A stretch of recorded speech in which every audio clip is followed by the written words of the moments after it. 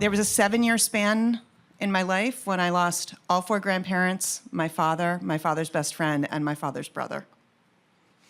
So I stopped answering the phone because every call I got was bad. But I recovered from that, and a couple years later, my husband and I were living in Los Angeles and working at a high school, and we were trying very hard to get pregnant, sort of the opposite of brushing with death.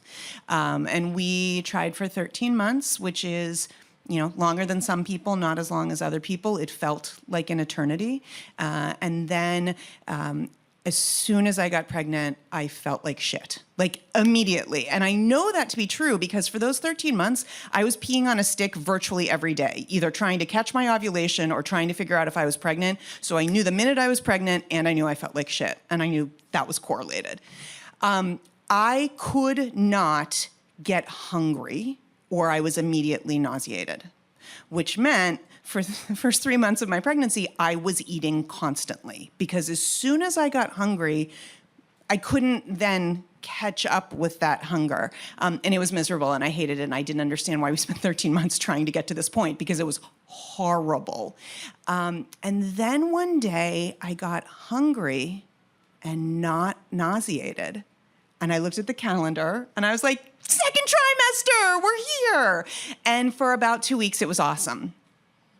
And then at a routine scan, we got a scan that was not routine. And they told us that the fetus, which we had found out was a girl, had enlarged ventricles in her head. And they didn't know what was causing it. They gave us a couple options, 2 of which they deemed incompatible with life. One of which they wouldn't know how bad it was until after the birth. And the 4th option was nothing. It's just a weird reading. So I had 2 weeks of my pregnancy that wasn't either me about to throw up at all times or me fearing for whatever was going to come next. Due to a pre-planned trip back to the East Coast, I could not get an amniocentesis because I had to wait till after the flight. So now we knew that there were 2 things which they could determine from the amniocentesis that they would deem incompatible with life, a 3rd thing that they couldn't determine at all, and a 4th thing that was nothing. And we had to then wait out that time, fly back to the East Coast, let everyone fawn all over my big pregnant belly while I'm thinking the worst, come back to Los Angeles, get the amnio, and wait for the results. And the doctor told us, we are going to be cutting it real close if we recommend termination. You're getting right up to that deadline in California, which at the time, California had one of the longest deadlines. So the timing was just horrible. So I do the amniocentesis, we wait for the results, and it comes back that it is not either of the conditions they deem incompatible with life, but they still don't know what it is. Okay, could have been worse, right?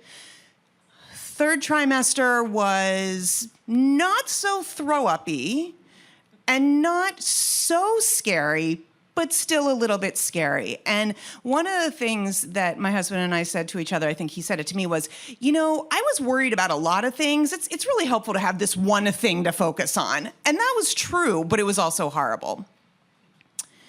So the birth was dramatic. If you've heard any of my other stories, you may have heard that story. But ultimately, fine. A whole bunch of people rushed into the operating room just as soon, or the birthing room just as soon as she was born, and they were measuring her head, and everything looked okay, but then they measured my head, and they're like, oh, yeah, you have a big head. And then they measured my husband's head, and they're like, oh, he has a big head too. And then they measured the doula's head, and they were like, oh, you're not part of this family, are you?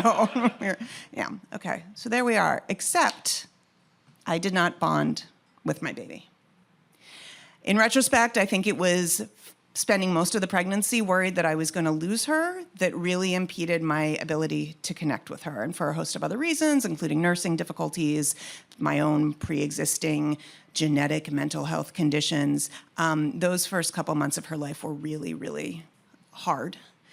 And then when she was 8 months old, One of the high school students that we were working with was driving a car that killed another one of our high school students.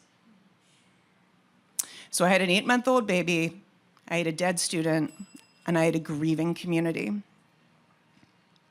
And the next night, I ended up in the hospital with my baby with 105.7 fever. And so all of that death just sort of converged in that moment. And she was fine, and she is fine. She turned 16 last week. She's going to start driving soon, and it scares the shit out of me. But I will tell you, from that moment on, we were fully and completely bonded. And I think about that student a lot. I think about his family. I think about what they lost. I think about what we learned. Nothing will make up for that. But I walked away with a bond with my child that I don't know that I ever would have gotten otherwise. Thank you.